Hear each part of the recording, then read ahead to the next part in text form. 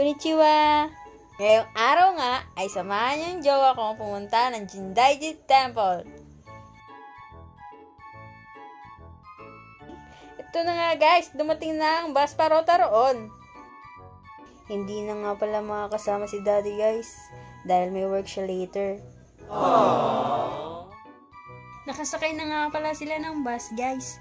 Ito pa, hindi sila nakatayo, kundi nakaupo na. Kasama niya rin pala guys si Mami at ang bunso nila. Alam niyo ba, ang Jindaiji Temple ay matatagpuan sa Chofu City ng Tokyo? Syempre hindi. Now you know. Wow! Pangalawa nga pala ito sa oldest temple in Tokyo. Now you know ulit. Tinatawag din nga pala Mizuki World ang Chofu City.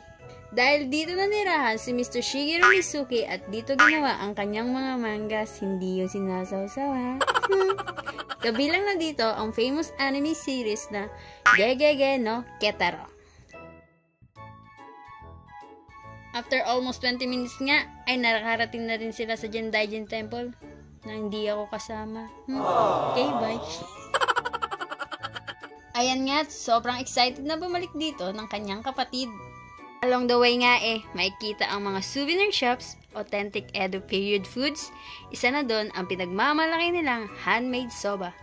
Sayang guys, wala ako dun. Masarap din pa naman ako.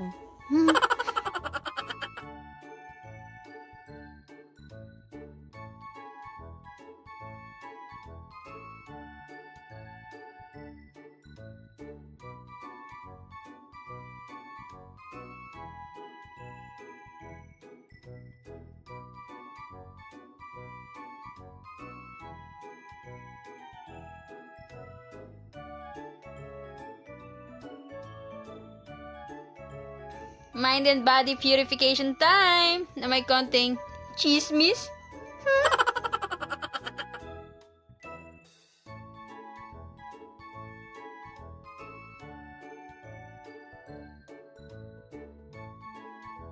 Pagkatapos nga ay nilibot na nila ang buong lugar.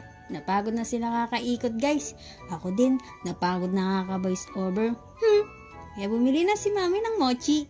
Sana all.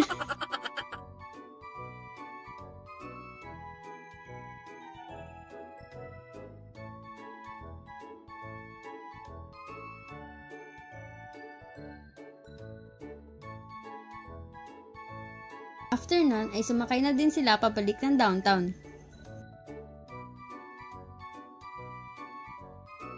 Dumaan muna sila sa ramen restaurant para mananghalian.